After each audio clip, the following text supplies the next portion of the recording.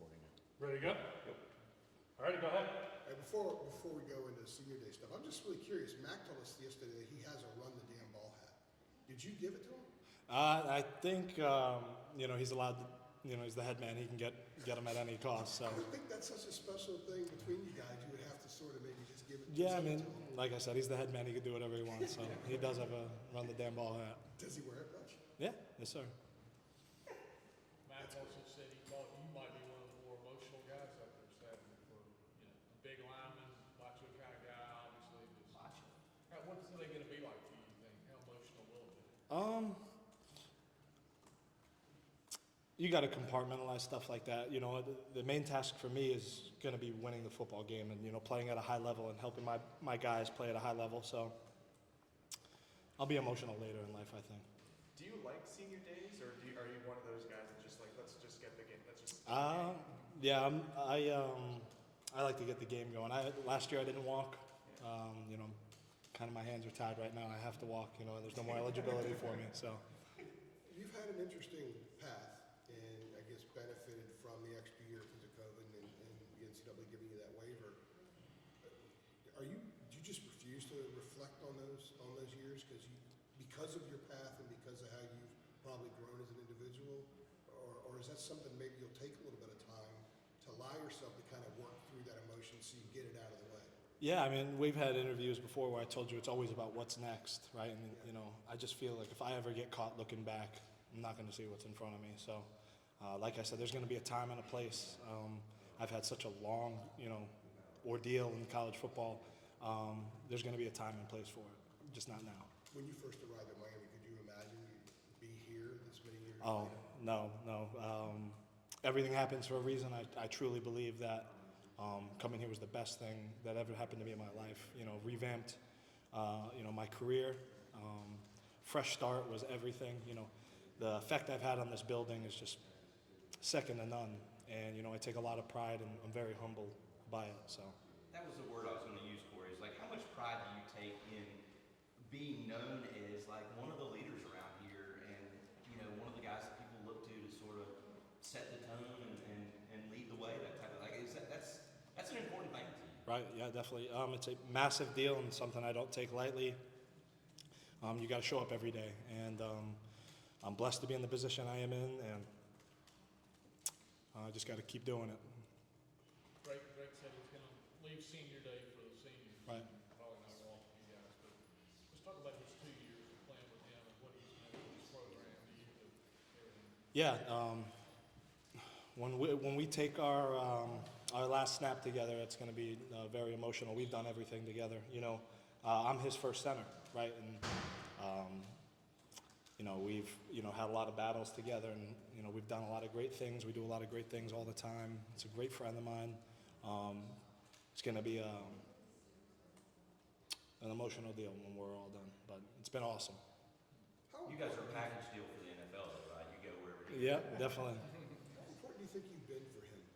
A lot of people just think of the quarterback. They don't think so much of the center, but as we've gotten to know you the last couple of years, we've kind of followed that relationship grow. So how important have you been for him? Being a little bit older, kind of helping him along, he's in the spotlight a lot. Right, yeah, I mean, he's helped me because how young he is, and his fire, and that just keeps my fire going, and then we feed off of each other and stuff like that. So I don't know how, you got to ask him one of these days if I've helped him any, but we have too much fun playing football together. Is there a moment that you could recall where you maybe had to give him some of the older advice? You're very humble. You don't want to go there, it doesn't seem like, but I'm sure you had that moment. Yeah, sometimes when the pocket's breaking down and, get rid of the ball. Well, that's what I'll scream at him. So other than that, probably nothing. I can't get any other advice for him. You need to throw the damn ball at him. Yeah, right. Corey, I remember before the season started, it was like toward the end of the fall, you had got asked about, some of the NFL feedback you had gotten. I think your response was something to the effect of, show you on the field, basically. But I guess with those things and with that feedback you kind of gotten back, do you feel that you've kind of taken steps up with the things that you wanted to improve on, and just kind of like how would you assess your individual performance this year? Like I said, that's something you guys got to tell me. How do you guys think I've played this year? You guys watch any? Oh, yeah. Yes. Snap the ball every time. Yeah, right. You graded out well against Campbell, they say. I grade out well in a lot of games, but it's all right. I'm just worried about winning these next 3 ball games, and everything will take care of itself. Would you say you've been more consistent this year? Yes. Corey, along those lines, you said maybe the winter, definitely the spring. You used the words unfinished business when we talked to you, sort of, coming off of last year and going into this year. I mean, does that unfinished business, do you think, do these last 3 games, is that where it gets settled for you? Definitely. Finishing strong is where that comment came from, so we have a lot of work to do this week. What is the challenge that Duke presents? And are they different than a year ago? They do a little bit of things differently. The challenge is they're extremely well coached. There's a lot of older dudes. They have a couple 6 years. I think they have a couple 7th-year dudes. Points per game, I think they're first in our league. Rushing defense, I think they're 7th, allowing just under 150 yards a game. A great defense, and we have a great challenge ahead of us. They're pretty good up front. Yes. You okay? Yeah, I got post-shower sweats like you've never seen in your entire life. Can't even believe it. And they got the heater on in here. And these are like I feel like a reptile, like the amphibian land. This has never happened, and I'm wearing gray. You're always sweaty, though. Not like this. I'm like dying right now. Post-shower sweats. No, it's too late. Coagulant. You have a towel. Yeah, I can't even believe this. Are you guys good with Corey? Corey, with Omari, having a great year, how would you compare him to any backs that you've been around, previously in your career? How would he stack up? How would you rate him? And how is he different than some of the good running backs you've been around? Oh, he's the man. I've never seen a back run as hard and be as strong and powerful as him. So he's going to have a great career. He's going to have a long one. So very impressed with Omarion. He's a great dude. Corey, we were just talking a second ago about just the different grades that the line gets this year. I think a few weeks ago Drake was saying sometimes he thinks the Pro Football Focus grades offensive linemen harshly. I don't know how often you use Pro Football, but do you kind of have a take on that? And what do you thought? Yeah, I mean, they don't know what we're doing sometimes. So how could they grade it? Like the coaches grade it. I feel like it's as accurate as they can do.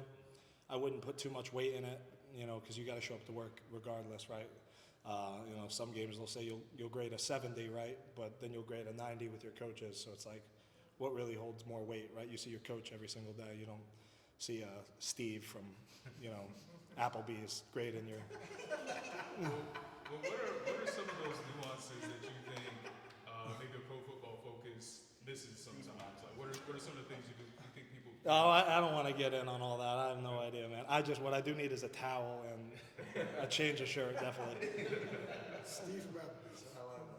Corey, do you think, in an honest assessment, that this team, the confidence took a hit with those 2 losses to UVA and Georgia Tech? No. Like I said, I don't know what interview it was, but I told you we are not result-based. We're process-based. We're going to keep going to work no matter what it is. It's going to change all the time. Look at the NFL. It's going to change all the time. So we're just going to work really hard, and we're going to line up and play football on Saturday, and that's really all that's important. All right. Thanks guys. Corey. Thanks, Corey. Hey, can I get a picture of that? Yeah, give it on.